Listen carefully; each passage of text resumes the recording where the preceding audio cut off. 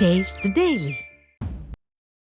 நாகப்பட்டினம் மாவட்டம் புதுப்பள்ளி கிராமத்தில் சுனாமி குடியிருப்பில் உள்ள வீடுகள் சேதமடைந்து எப்போது வேண்டுமானாலும் இடிந்து விழும் நிலையில் இருப்பதாக பொதுமக்கள் குற்றம் சாட்டியுள்ளனர்.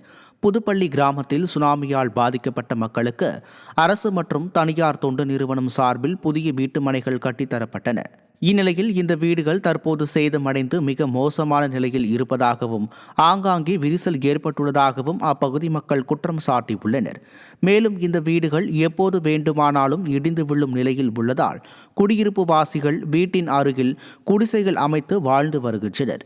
எனவே இதுகுறித்து திறனற்ற திமுக அரசு ஆய்வு செய்து புதிய வீடுகளை கட்டித்தர அப்பகுதி மக்கள் வலியுறுத்தியுள்ளனர்.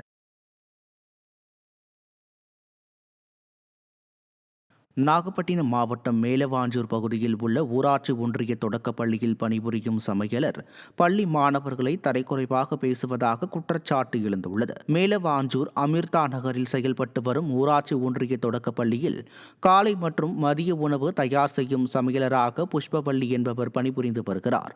இந்நிலையில் புஷ்பவள்ளி பள்ளி மாணவர்களிடம் கொச்சை வார்த்தைகளை பயன்படுத்துவதாகவும் மாணவர்களை திட்டுவதாகவும் பெற்றோர்கள் குற்றம் சாட்டியுள்ளனர். இதுகுறித்து மாணவர்கள் புகார் தெரிவிக்கும் வீடியோ வெளியாகி மக்களிடையே அதிர்ச்சியை ஏற்படுத்தியுள்ளது. திறனற்ற திமுக அரசின் பள்ளிக் கல்வித்துறைக்கு இதுகுறித்து நடவடிக்கை எடுக்க நேரமில்லையா என மக்கள் கேள்வி எழுப்பியுள்ளனர். கிருஷ்ணகிரி மாவட்டம் ஊத்தங்கரை அருகே கழுதைப்பட்டி கிராமத்தில் பழைய கோட்டை ஏரியின் கரை சேதமடைந்து விரிசல் விட்டுள்ளதாக விவசாயிகள் குற்றம் சாட்டியுள்ளனர். இதுகுறித்து ஊர் பொதுமக்கள் அதிகாரிகளிடம் புகார் அளித்த நிலையில் எந்த நடவடிக்கையும் எடுக்காமல் உள்ளதாக விவசாயிகள் வேதனை தெரிவிக்கின்றனர். மேலும் எதிர்பாராத விதமாக கரை உடைந்தால் சுமார் 500 ஏக்கருக்கு மேலான விளைநிலங்கள் மற்றும் சுற்றியுள்ள 7 கிராமங்களும் பெரிய அளவில் பாதிக்கப்படும் என அச்சம் தெரிவிக்கும் மக்கள் மாவட்ட நிர்வாகம் கரையை பலப்படுத்த வேண்டும் என வலியுறுத்தியுள்ளனர். மதகை உடச்சி புதுசாக கட்டினாங்க. அதனால் அதுலேருந்து வெடிப்பு கிட்டத்தட்ட ஒரு 100 மீட்டர் நீளம் உள்ள வெடிப்பு ஒரு கையை போகிற அளவுக்கு கிட்டத்தட்ட 6 அடி டெப்த்து ஆழத்தில் அந்த வெடிப்பு வந்து அந்த மதகிட்ட டச் ஆகிடுச்சு. அதனால் தண்ணீர் லீக் ஆக உடையும் அப்படின்ற ஒரு அபாயத்தில் நாங்கள் எல்லாமே பயந்துகிட்டு இருக்கிறோம். தண்ணி வந்தது இப்போ 50 ஆண்டுகளுக்கு முன்னாடி வந்தது எங்களுக்கு சந்தோஷம், மிக்க மகிழ்ச்சி. ஆனால் அதே டைம் அந்த தண்ணியை தக்க வைக்கணுன்றது எங்களுடைய வேண்டுகோள்.